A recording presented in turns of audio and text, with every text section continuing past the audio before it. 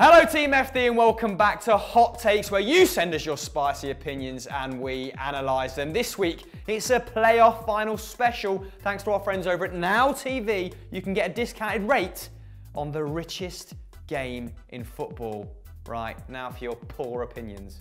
First question, he says, whoever wins the playoffs will get relegated back to the championship next season, mate. Ooh, not the spiciest of takes, is it, Jake? Bit of a korma of opinions. Bit of a butter chicken. Vibes. Yeah, I actually have a bit of faith for whoever comes up in the form of Fulham or Aston Villa, because none of the sides that promoted last year were relegated, were they? So the bottom end of the Premier League next season is arguably going to be more competitive than ever. Fulham or Aston Villa have more Premier League experience than the likes of Huddersfield, Watford, Bournemouth, Brighton, you know, now. So it's going to be a dogfight next year. And no one gave Huddersfield a chance in hell of staying up, did they? I mean, they did come into the Premier League on the back of a -2 goal difference.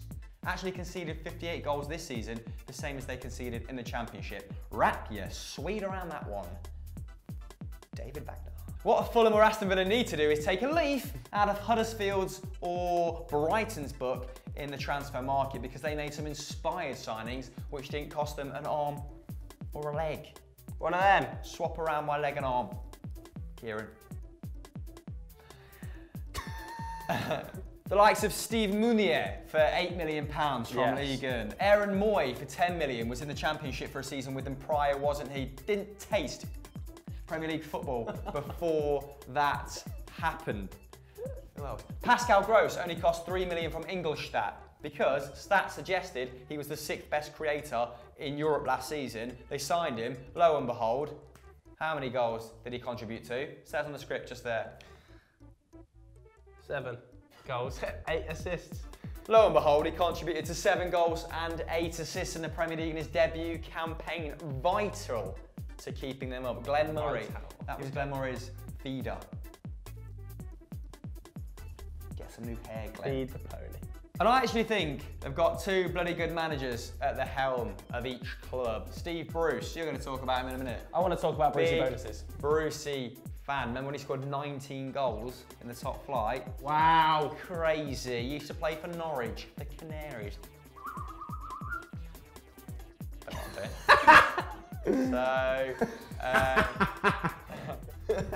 And Jukanovic, think he was unlucky to get sacked from Watford. But go on, take it away. Give us a Brucey bonus about Steve Bruce. He's not the best manager in the world, but he at least knows what he's doing in the Premier League. A lot of Premier League experience. I think he led Wigan to 11th. He had Sunderland up in 13th.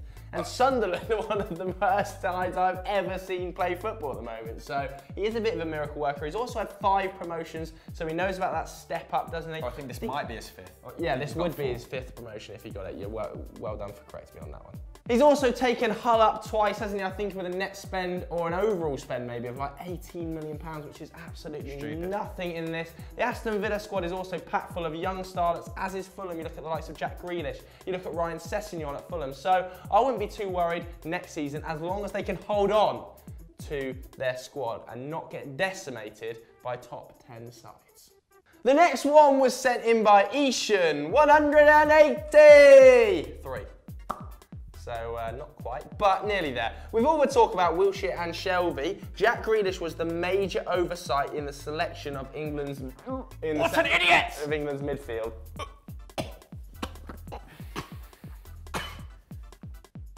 Let me rein this in, because, you know, potty mouth. Okay, he's had a decent season in the Championship, 21 starts, 8 appearances from the substitute bench. He's averaging 2 shots per game, not bad for a central midfielder. More impressively, he's averaging 3 dribbles per game, which is the 4th best in the division. He's also laying on 1.9 key passes per game, which is the 9th best in the division. However, if we're going to talk about English wonder kids on the precipice of the squad, on the rim of Gareth Southgate's squad, Then Mason Mount deserves a special mention. M&M World on your rim. On loan at Vitesse Arnhem. In under 2,500 minutes, he contributed to 14 goals and 9 assists. That's a goal contribution every 105 minutes, subsequently winning their player of the season in the Eredivisie. Tell him. Also, I mean, made 30 plus starts. Jack Grealish only making 21 in the Championship. Tell him. Kill him.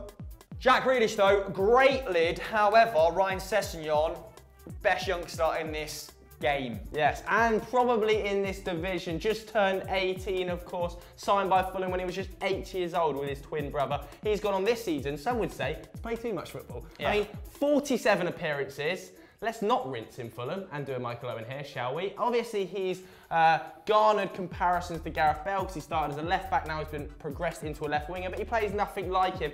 He isn't that burst of acceleration, smash it top bins. He's instead really, really good positionally, finds really nice areas in and around the box, and as such has contributed to 23 goals this season in those 47 games. So big up Ryan Sessegnon. If anyone was going to be disappointed not to be on the plane in the Championship, it was him. Next hot take comes from Meath98, and he said, the Championship is more exciting than the Bundesliga. And Meath, me old chum, I think you may have a point. Let's look at the points difference between first and sixth. You know, sixth being where the playoffs cut off. Nearly dropped the phone. Good job, I'm a cat. In the Championship, it has been 14 points and 21, bearing in mind that Wolves absolutely rode the Championship last season, and in the Bundesliga it's been 33 and 31. Oh, dull. I don't think anyone has won the league or challenged Bayern since 2011-12. Obviously this coincides with Dortmund's steep decline, and it's made German football almost obsolete. Look at the goals scored by the top six last season. In the Championship, that amounted to 180. Wolves contributed to around 38%, 39% of those goals. In the Bundesliga, the top six scored 133, so not a great output for starters. Bayern contributed to over 50% of those. No, it was just under 50%. I've just remembered. Get your facts right. However, 18-19 will mark the first time in about a decade when Bayern Munich have actually taken a gamble on a manager. Previously, they've had Louis van Gaal, Pep Guardiola, Carlo Ancelotti, Jupp Heynckes, all people who almost guarantee league titles. Now they've gone for Kovac from Eintracht Frankfurt, and he's pitting his wits against Lucien Favre, who also has Bundesliga experience from his time back at Gladbach. It might be a little bit more interesting. The last time Bayern made a bad managerial appointment was Jurgen Klinsmann, who won the square root goal. Next hot take comes from LW Hammond 97, and he said, this Liverpool team aren't that special and Salah isn't even in the top 5 best players in the Premier League.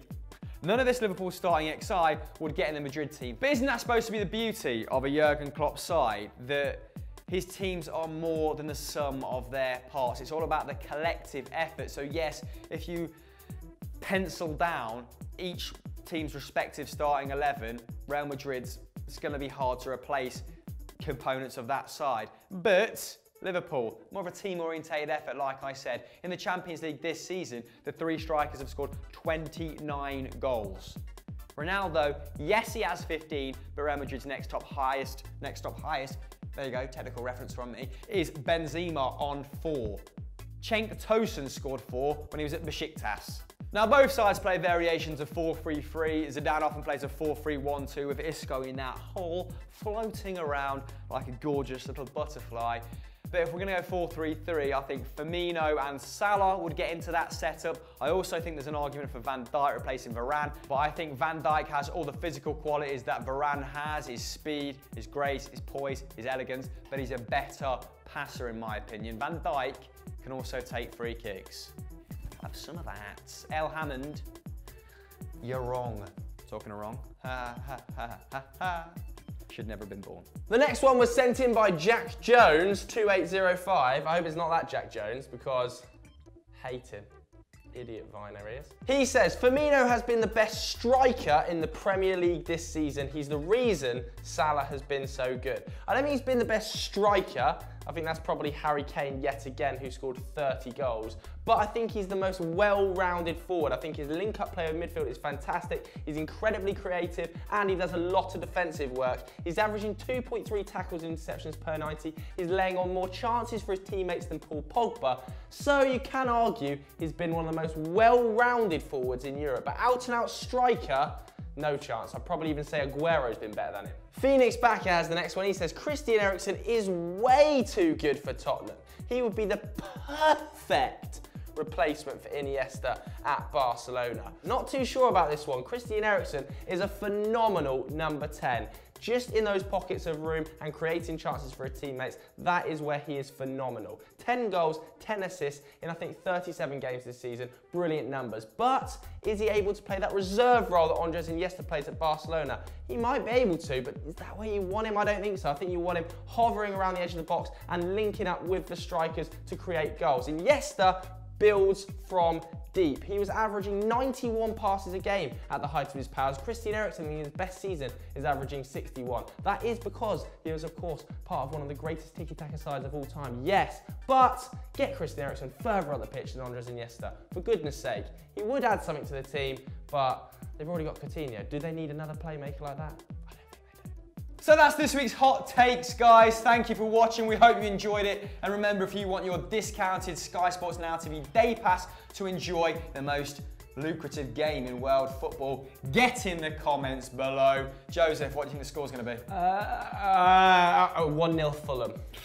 Yeah, I'm also going to go with a Fulham win, but I'm going to go 2-1. Ryan Sessegnon double. Oh my word. Game on the plane. Squad's been decided. Pointless. See ya. Bye.